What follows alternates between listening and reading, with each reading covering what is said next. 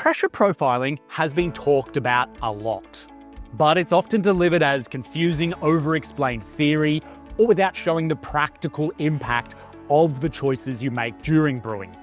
Now, I hope I don't make either of those mistakes here. The truth is, though, that those choices do change everything in the cup. Body, sweetness, clarity, even balance. Now, over the last decade, machines and mods have made pressure control even more accessible, but then the conversation often gets stuck in extremes. Either it's a magic bullet or it's a gimmick. The reality is it's somewhere in between. So let's strip it back to what matters for using pressure profiling as a tool for flavorful extractions, why it exists, and what it actually does in the cup, and where it can and can't improve the shot. And if you want to get even more from your coffee, join our brew club. It's free and you'll get early bird offers, exclusive deals, and points on purchases that then go and unlock even more perks. Link in the bio down below. All right, let's get into it. All right, quick refresher before we dive into the rabbit hole. Espresso isn't just coffee in a small cup. It's brewed by forcing hot water through a compacted puck of finely ground coffee. And that puck, this is what creates enough resistance for pressure to build above it. That combination of fine grind, dense puck, and rising pressure is what gives espresso its body, crema, and the layered flavors that distinguish it from any other brewing method. Today, I'm going to break down an espresso workflow on the Lelit Bianca and the Rocio Manus S, and more importantly, explore how pressure profiling and flow profiling come into play here. We'll look at how these machines let you pull completely different styles of espresso, from sweet, syrupy shots to more delicate, nuanced cups. And this is where profiling machines really shine. With the Bianca, this paddle gives you hands-on, real-time control, while the Manus S adds programmable profiles with manual flexibility, so you don't just press a button and hope for the best. You shape the flow and pressure as the shot unfolds. And that direct control is what separates profiling machines from all of the rest. And it's exactly what we're here to explore today. Now, before we pull a shot, let's cover off some gear that you're gonna need. At least 3 things, although that's a bit of an understatement, but a machine that can hit at least 6 bars of pressure. Now, it can be a manual lever machine or it can be one of these automatic machines, but it needs to push at least 6 bars of pressure against a compacted puck. You'll also need a fast and reliable set of scales, preferably ones that will show you flow rate, as well as a grinder that can deliver true espresso fine grinds. Most important of all is grind size. After all of this, grind size still dictates everything. You can adjust tamping, pre-infusion, flow, pressure, but if your grind isn't fine enough to let pressure build beyond 6 bars, nothing else will matter. And we're going to start with a baseline recipe.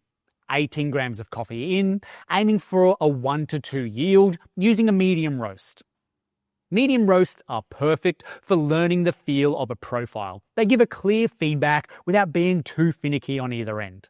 Then once I've consistently dialed in a medium roast, that's when it's worth exploring lighter roast or more delicate extractions. Then, as we layer in profiling, it's important to understand how these roast levels play a huge role in where we end up on the extraction timeline with the grind that we've used, pressure, and notably flavor. See, coffee can be counterintuitive in this sense. So let's flip the usual notion of light, medium, and dark roasts just for a moment, and stick with me here because it is key to understanding extraction. We typically name roasts by color, but a more useful way would be by weight. Dark roasts are actually lighter, whilst light roasts are generally heavier. Why? Roasting evaporates moisture and breaks down complex organic molecules into smaller ones in the roasting process inside the beans. Now, in the roasting process, darker roasts become less dense, so the beans are lighter. Here's the kicker. With light roasts being heavy and dense, as they're packed with flavor compounds from the fruit stage, like acids, sugars, and aromatic precursors. They're hard to extract because having a dense structure in the bean, it resists water. Whereas dark roasts, being lighter, have less overall accessible flavor. The acids mostly burnt off during the roasting process, sugars mostly caramelized, but the bean's higher porosity, the more openness in the structure of the bean, means what flavor is left allows water to extract them faster and more easily. Now, understanding this lets you choose your dose, grind, and pressure strategy in a way that respects the natural extraction tendencies of the roast that you're using, which is especially important when you do start layering in pressure and flow profiling. Now let's imagine I've already weighed, ground, distributed, and leveled my 18 grams with a tool, then tamped firmly. With that sorted, we can move on to the theory behind the next part of this workflow. Grind size does directly dictate both flow and resistance behind the puck. So too coarse a grind, and the pump feels like it's pushing water through too easily. Too fine a grind, and the shot stalls as resistance overwhelms the pump. Understanding this balance is key to dialing in when pressure profiling. Unless you're intentionally chasing a turbo shot under 15 seconds, you want a grind that gives you control and lets you actually feel how the machine responds as pressure builds. Now, roast level plays into this too, but not always in the way people expect. Light roasts are denser, so they can resist extraction at classic brew ratios. But they also respond beautifully to faster flows and higher ratios that bring out clarity and fruit in the cup. Whereas dark roasts, on the other hand, as they tend to be more porous and extract quickly, often giving off their best flavor at lower ratios before bitterness creeps in. The key isn't assuming, though, that one roast needs a certain approach. It's knowing your starting point, the roast, the dose, the grind, and then shaping the brew ratio and the pressure curve to unlock what the roast has to offer. Brew ratios are helpful frameworks, but they don't guarantee flavor on their own. Like a 1:2 might give you a classic espresso recipe, whilst a 1.25 or a 1.3 or even a 1.5 plus might highlight lighter roasts or more extended brew styles. But the actual taste depends on how you manage pressure and flow through the shot, not just the yield number. Think of ratios as your roadmap, and pressure and flow as the traffic conditions. They determine how the journey feels and what you discover along the way. In short, ratios guide your workflow, but pressure and flow will ultimately shape the flavor. Now let's bring in flow profiling. On a machine, think less about the physical resistance and more about how water debit behaves.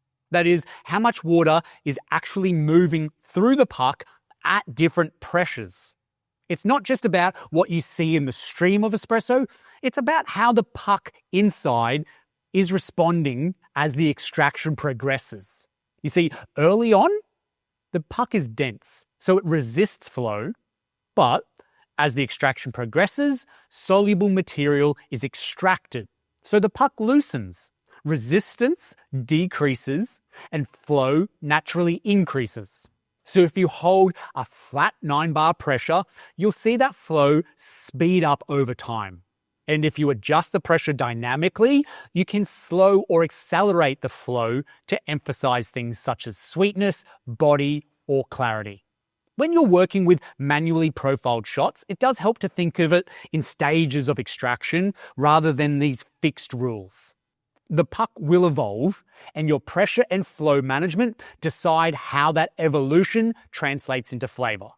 I like to think of espresso extraction in 6 stages, which builds on the old rule of thirds idea. We have pre-infusion, ramp up, core extraction, peak pressure, declining resistance, and tapering and finish. Of course, you don't need to use all 6 every time. You might just hold a flat 6-bar shot from start to finish and get a very different but equally valid result. So let's walk through these 6 stages now. Pre-wetting or pre-infusion, this is done at very low pressures, just enough to evenly saturate the grounds before full pressure and extraction happens. Now on most machines, that's somewhere between 0 to 2 bars of pressure, or that point just before you see those first drops under the naked basket.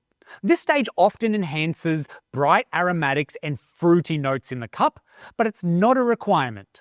The longer you hold pre-infusion, the more of those bright, higher notes you'll carry into the shot, whereas a shorter pre-infusion shifts that balance towards slightly more sweetness and certainly more texture and body in the cup. Then when we talk about ramp up from pre-infusion, this is the pressure that gradually increases to activate the puck.